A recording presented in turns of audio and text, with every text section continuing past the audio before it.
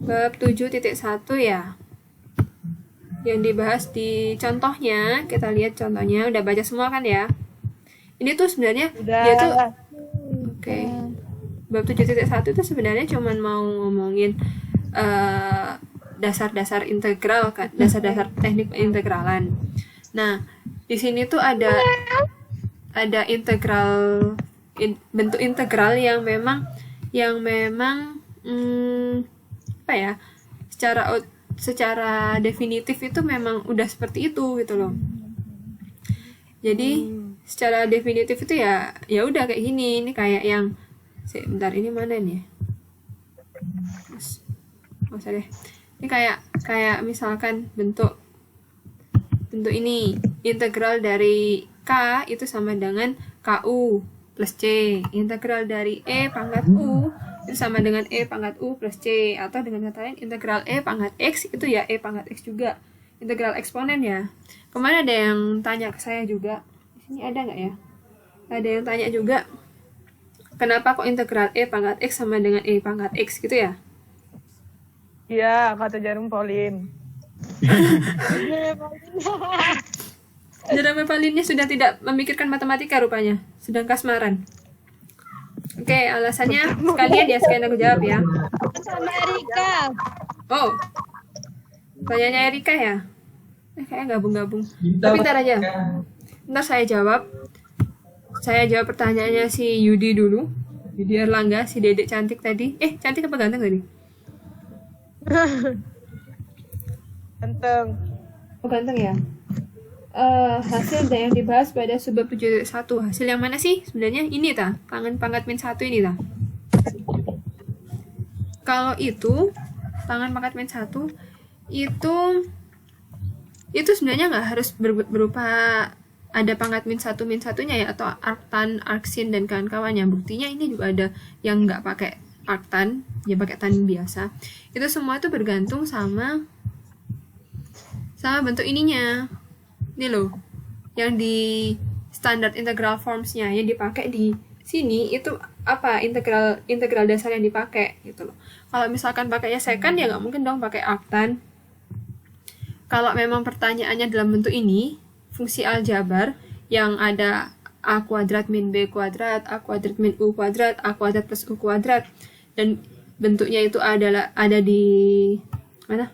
Penyebut, ada di penyebut, jelas itu pakai arcsin, arctan, atau arcos. Ya itu bergantung sama ini. Intinya yang ini, mana ini? Ini bab bentuk integral standar, bentuk integral bakunya itu adalah rumus paten gitu loh. Kayak kalian tahu sin kuadrat tambah cos kuadrat sama dengan 1 gitu, atau bentuk patennya berupa sin dari A plus B itu sama dengan sin A cos B dikurangi cos A sin B, kayak gitu tuh loh. Itu tuh udah apa ya? Ya udah bentuk paten gitu, udah kesepakatan lah istilahnya. Kalau dalam matematika disebut aksioma, something like that, seperti itu. Ketetapan. Oh ya, ketetapan. Jadi ngomongnya apa? Ya itulah. Kesepakatan. Oh iya, ya intinya itu. Ya pokoknya udah entah kesepakatan, ketetapan, terserah apa deh. Kayak suatu doktrin gitu loh. Jadi dalam matematika itu ada yang namanya doktrin, kayak doktrin gitu. Istilahnya nanti itu aksioma. Kayak 2 itu genap. Bukan 2 itu genap. Bilangan genap itu adalah kelipatan 2, kayak gitu. Terus ada lagi yang namanya definisi. Kalau definisi itu kayak yang limit itu loh. Limit disebut sebagai limit itu apabila untuk setiap epsilon ada delta bla bla bla. Itu ada definisi. Nah, dan seterusnya. Nah, untuk yang tadi yang ditanyakan oleh Yudi Erlangga, kenapa kok harus apakah pasti semuanya ada ini arcsin? Apakah semua ada arctan? Semua ada arcosnya? Belum tentu ya. Jadi jawabannya belum tentu. Bergantung sama yang mau diintegralkan ini bentuknya kayak gimana gitu. Kebetulannya di sini mungkin kebanyakan yang dipakai yang ada jawabannya ada arcsin, arcos, sama arctannya. Nah, ini standard integral forms ini kalian hafalkan atau kalian tulis, jadikan catatan kecil taruh di sticky note, tempelkan di meja belajar kalian atau tempat belajar kalian atau laptop, terserah. Karena kedepannya nanti kalian akan menggunakan ini selama kalian terkait sama matematika. Bu, Ya, ditaruh di kertas ujian, ditempel boleh nggak? kalau ujiannya pakai gini silahkan. Kalau saya yang uji ya, soalnya ini tuh kayak udah rumus paten ya. Kalau kalian mau ngapalin ya monggo. Pakai cerpean aja, Bu. Kenapa? Pakai cerpean. Nah, nggak apa-apa kalau aku yang ngajar. Kalau yang ngajar dosen lain ya nggak tahu ceritanya. Gitu. Oke, saya lanjut. Yudi Erlangga sudah belum? Dede Paham, Bu, Yudi. paham. Oke, udah ya. Lanjut ke pertanyaannya Ida Maulana. Ada nggak nih orangnya nih? Mana Ida Maulana? Ada. Oh, masih ada orangnya. Ada Bu, ada. Ada ya? Saya. Oke, kelihatan item-itemnya. Ida Maulana bertanya, Bu, saya mau bertanya mengenai perbedaan dari cos hiperbolik dan sin hiperbolik dengan cos X dan sin X. Apa ya, Bu ya? Oke, stop share. Let me see. Wait, bentar ya. Bu izin makan, lapar. Mangan ore, ambek mangan gak apa-apa, ambek ngombe yo gak apa-apa. Dia tinggal kamar mandi gak apa, tapi gak boleh lama-lama. Kalau lama-lama, Ambil bubu. Ambil Yang tidur. jangan sambil tidur. Jangan sambil game juga. Bentar, masih buka ya. Jadi, udah pernah tahu grafiknya sin hiperbolik, cos hiperbolik? Belum, Bu. Oh, belum tahu. Belum ada yang mencari tahu ya? Ini aku masih mencoba buka aplikasinya ya. Bentar lagi. Tapi Hah? nggak paham, Bu. Oke. Bentar. Pernah tapi nggak Oke, sebentar. Aku masih mencoba menggambarnya dulu.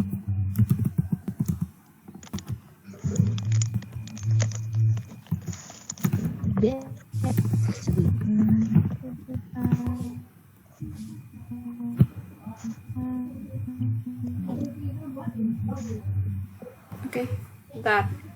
Ini aku cari di itu aja deh, di Google dulu aja. Wait, bentar.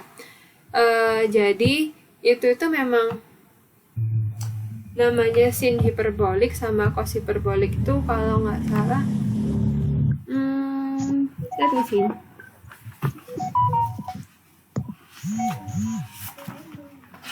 Itu jadi gimana ya aku punya. Bentar.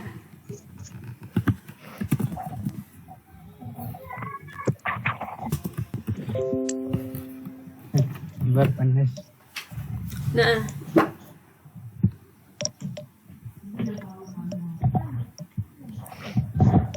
kita ambil sumber dari wiki aja ya untuk yang kali ini. Ya. Saya jelaskan dari wiki. Bisa kelihatan nggak? Bisa, kelihatan. Fungsi hiperbolik itu mirip sama fungsi trigonometri, tapi bedanya didefinisikannya itu di hiperbola daripada di lingkaran. Belum belajar hiperbola ya? Di bahasa Indonesia. Bukan Hiperbola ini macas ya, bukan beda macas. itu. Bukan macas. Hiperbola itu kayak kalian lihat nanti di bab bentuknya itu kayak jam pasir. Ada yang nggak tahu jam pasir? Coba buka bab 10 deh di buku kalkulus. Buka bab 10 di buku kalkulus.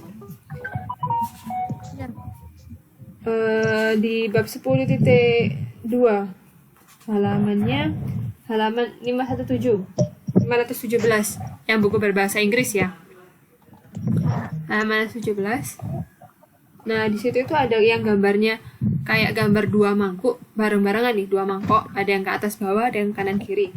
Itu yang disebut dengan hiperbola. Nah, kalau misalkan fungsi trigonometri itu di gambarnya itu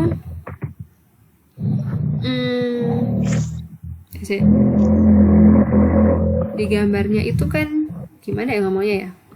Di lingkaran ya. Di lingkaran itu dalam artian yang dihitung itu dalam apa? Dalam ini loh, dalam radius. Nih, jadi di gambarnya itu, ini kan, di gambarnya itu berdasarkan ini, dari sin 0, terus habis itu ke sin 45, sin 90, sin, ini berapa ini? 135, sin 180, dan seterusnya 170 sampai ke 360, kayak gitu kan. Jadi ngitungnya itu dalam bentuk pi, atau hitungannya itu derajatnya itu dalam pi gitu loh. Kalian pernah nemu sin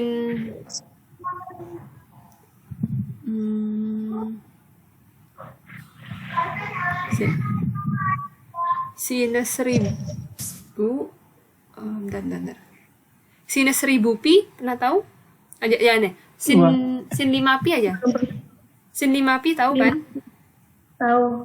Itu kan sebenarnya sama dengan sin dihitung dari 0, terus habis itu muter nyampe pi, terus ke 2 pi, dari 2 pi balik lagi kan ke 3 pi, 5. Nah, terus habis itu balik lagi ke 4 pi, ke 5 pi balik lagi gitu kan. Nilainya dalam artian muter di lingkaran ini aja gitu kan. Nah, kalau yang sin hiperbolik itu enggak di sini. Hitungnya itu dari sini. Misalkan 5 pi, nilainya itu nanti nggak akan sama seperti nilai tadi kan. Kalau misalkannya di sini kan sinus 5 pi sini ya, nilainya sama seperti sinus pi kan. Nah, nilainya muter kan. Nah, kalau yang di sini sinus hiperbolik nilainya nggak akan muter gitu. Jadi kalau misalkan sinus 5 pi ya mungkin harusnya hasilnya akan berbeda dengan sinus pi gitu. Karena yang diikutin adalah bukan radius yang tadi ini, bukan lingkaran yang kayak gini. Tapi yang diikuti adalah hiperbola. Gitu. Lebih detailnya lagi.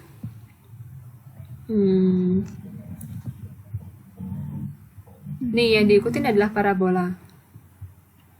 Ikutin yang ini. Kalau dan yang ini. Nah, kalau cos H, cos hiperbolik ngikutin yang atas dan yang bawah. Jadi kalau misalkan nih kalian kemarin di sinus ya, yang namanya sin sudut ini deh, sudut entah berapa derajat ini, yang dihitung kan itu ini kan, ini ditarik garis lurus ke bawah. Terus yang namanya sinusnya adalah depan per miring ya. Berarti panjangnya ini dibagi panjangnya ini gitu kan? Nah, kalau yang di sin H yang dihitung ini. Jadi sudut 45 derajat itu ngikutin yang ini. Sin H-nya adalah panjang ini dibagi panjangnya ini. Nanti kalau sinnya misalkan sin H sekian gitu, misalkan 1000, nanti X-nya 1000 itu kan sebelah sini ya, semakin kemana? Ke kanan. Nilainya misalkan nanti di sebelah sini. Bentar. Misalkan nilainya ada di sebelah di mana nih? Misalkan nilainya di sebelah sini gitu ya. Oke. Misalkan nilainya di sebelah sini, nanti gambarnya tuh ke sini. Seret ke sini. Loh ya. Oh, aja nih. Nilainya ke sini. Ke sini. Nah, nilainya yang ini. Ini per miringnya ini nanti. Artinya dia tuh nilainya tuh nggak akan ke arah sini, tapi malah semakin ke sana nilainya. Garisnya tuh akan semakin ke sana. Itu itulah yang membedakan sin H dan sin biasa. Pun dengan cos H ya. Oh maaf, tadi cos H kan saya bilang yang sini ya. Ternyata enggak, cos H nggak ikutin grafiknya ini. Tapi cos H itu ngikutin yang ininya. Tuh.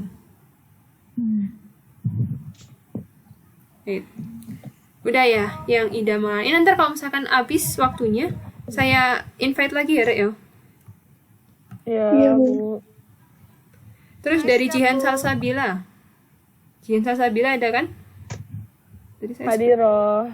Oke.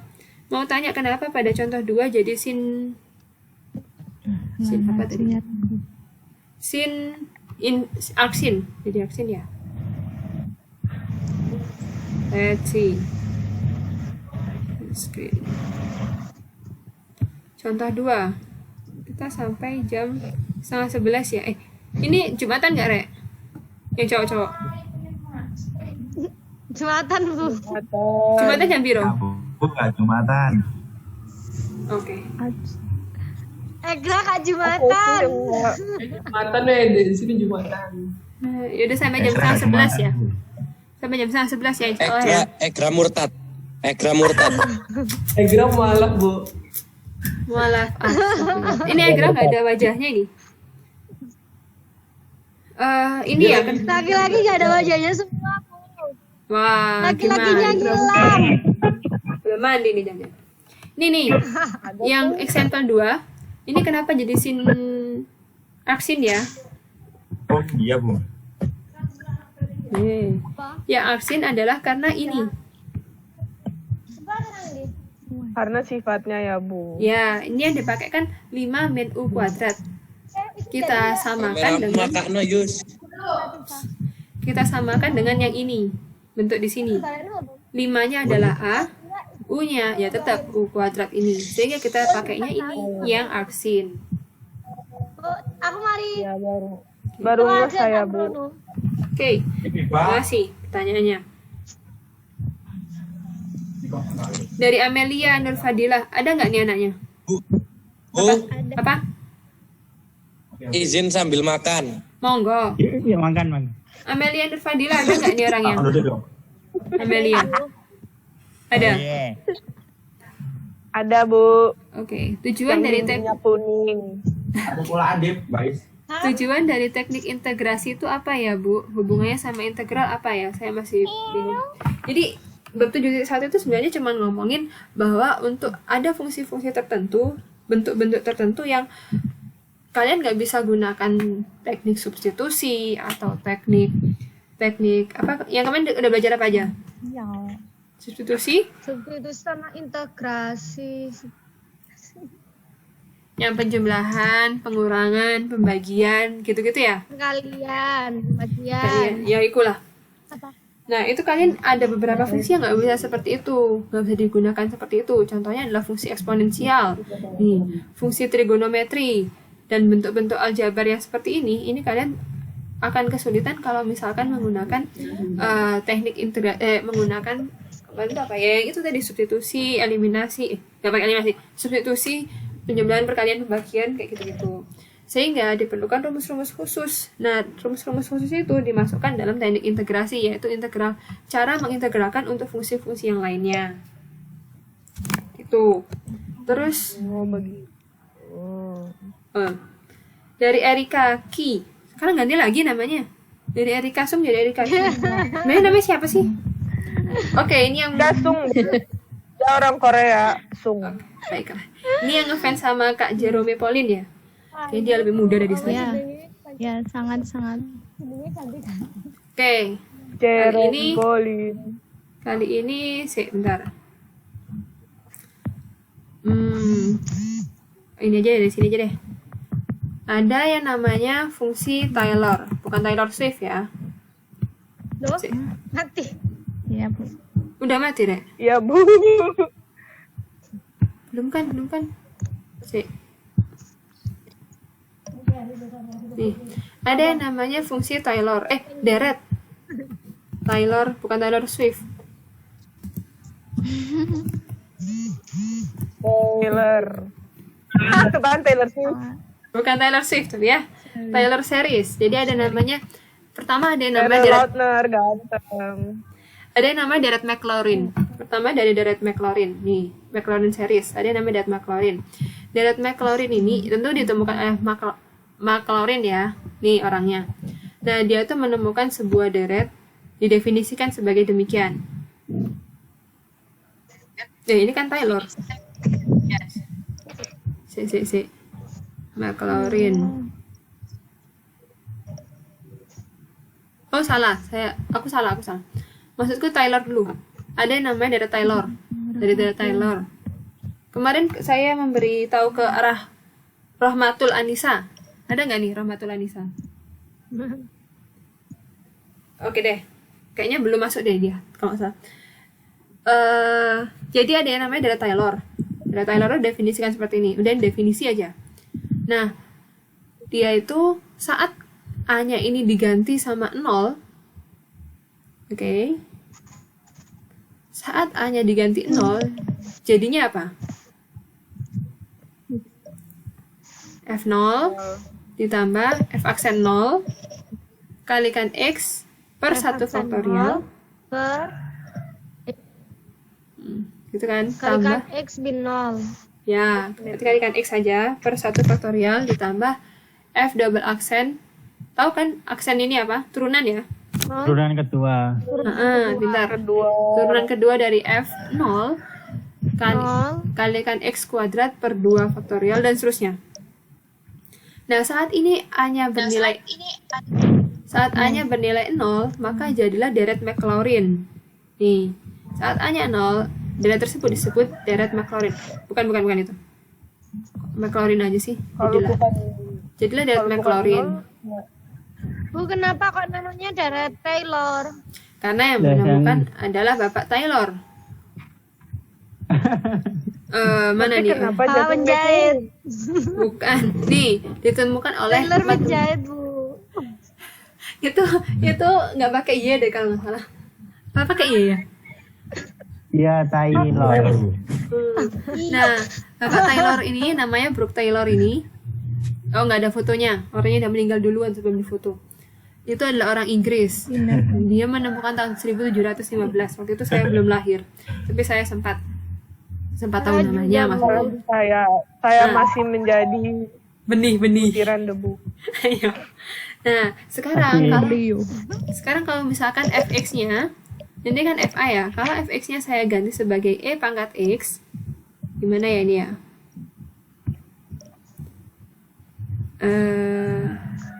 Bentar.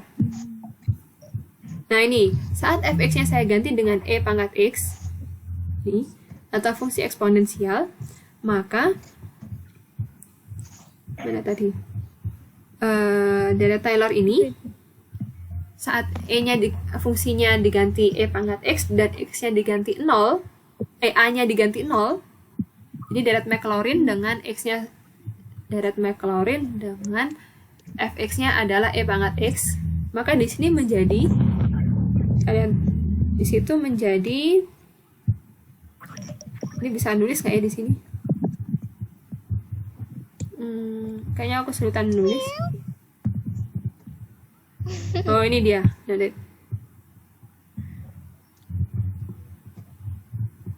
Oke, ini. Nah, kalau misalkan ya coret-coretan yang sebelumnya. Bentar. Nah, kalau misalkan fungsinya tadi saya ubah menjadi Kucing. Ali. Kalau emang kucing. Bentar ya.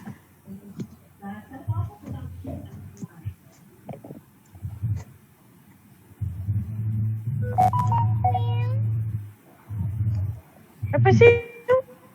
Nah, saat f-nya saya ganti menjadi e pangkat x ya.